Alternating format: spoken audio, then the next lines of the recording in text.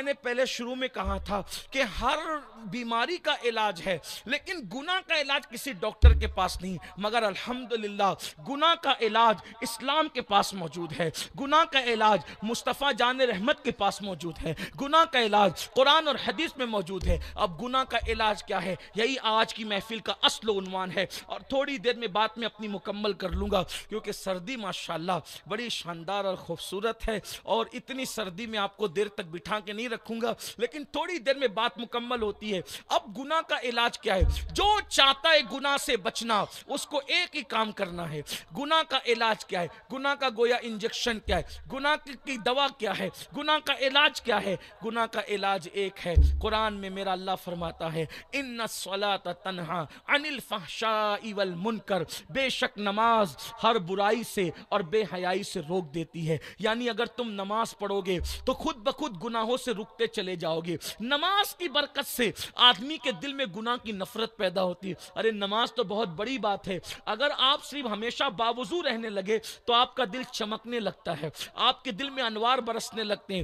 باوضو رہنے کی برکت یہ ہے تو نماز کی برکت کیا ہوگی؟ میرے آقا علیہ السلام فرماتے ہیں جو وضو کے اندر ہے وہ اللہ کے قلعے میں محفوظ ہے۔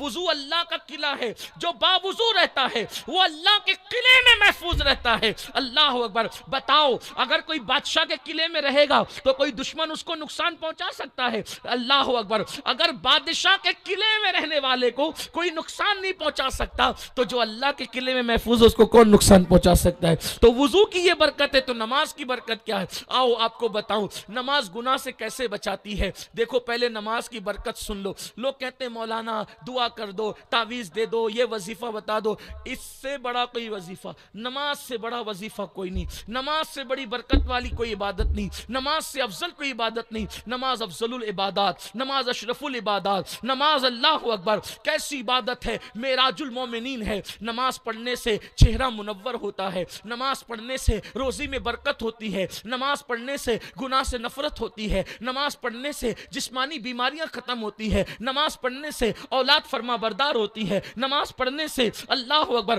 گھر میں رونق آتی ہے، نماز پڑھنے سے اللہ اکبر انسان کے لیے لوگوں کے دلوں میں محبت پیدا ہوتی ہے، لوگوں کے دلوں میں پیار پیدا ہوتا ہے۔ نماز پڑھنے سے دشمن بھی دوست بنتے ہیں، نماز پڑھنے سے بری نظر کا اثر لوگوں پہ نہیں ہوتا۔ نماز کی برکت یہ ہے کہ اللہ اکبر جب نماز پڑھنے والا نماز پڑھتا ہے تو جب اس کو موت آئے گی تو اتنی آسانی سے موت آئے گی۔ نمازی کو موت اتنی آسانی سے آتی ہے جیسے دودھ پیتا بچہ ماں کا دودھ پیتے پیتے سو جاتا ہے اور اس کے منہ سے ماں کا سینہ نکل جاتا ہے، اس کو خبر بھی نہیں ہوتی۔ تو جیسے بچے کے منہ سے ماں کا پستان نکلے اور بچے کو خبر نہیں ہو نیند میں، ایسے ہی نمازی کی روح نکلتی ہے، اس کو خبر بھی نہیں ہوتی۔ ایک مقام پہ فرمایا جیسے آٹے سے بال آسانی سے نکل جاتا ہے ویسے نمازی کی روح آسانی سے نکل جاتی ہے، بہت آسانی سے اس کو موت آتی ہے۔ اور جو نمازی ہوتا ہے اس کی قبر کا حال یہ ہوتا ہے کہ اس کی قبر جنت کے باغوں میں سے باغ بنا دی جاتی ہے۔ نمازی کو جب قبر میں رکھا جاتا ہے،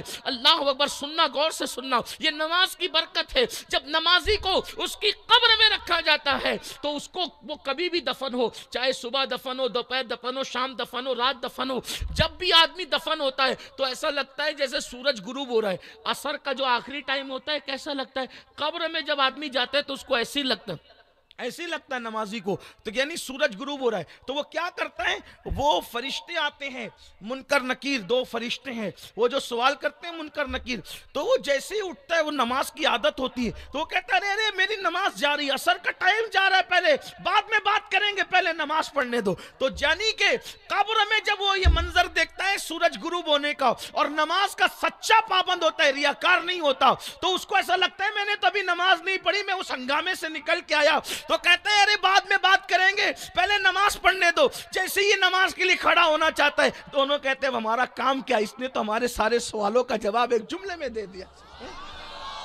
اور پھر وہ دیکھتا ہے کہ اس وقت جب اس کے بھائی، اس کے بچے، اس کی بیوی، اس کے سب لوگ اس کا ساتھ چھوڑ دیتے ہیں مرنے کے بعد، بھئی قبر میں تو انسان کو اکیلا ہی رکھا جاتا ہے نا، تو کیا دیکھتا ہے؟ ایک دلہن اس کی قبر میں آتی۔ یہ کوئی کہانی قصہ نہیں ہے، رسول اللہ کا فرمان ہے۔ آقا علیہ السلام فرماتے ہیں دلہن اس کی قبر میں آتی، وہ دلہن سے کہتا ہے ارے تو کون ہے، یہاں کیا کر رہی ہے؟ تو وہ کہتی میں تیری نماز ہوں۔ دلہن کی شکل میں آج تیرا دل بہلانے آئی ہوں. جب میرا ٹائم آتا تھا تو سب کو چھوڑ کر کے عبادت کے لیے آ جاتا تھا. آج تجھے سب نے چھوڑ دیا تو میں تیرا دل بہلانے کے لیے آئی ہوں. اب قیامت تک یہی تیرے ساتھ رہوں گی. میرے آقا فرماتے ہیں نمازی کے لیے نماز پل صراط پر نور ہوتی ہے. نور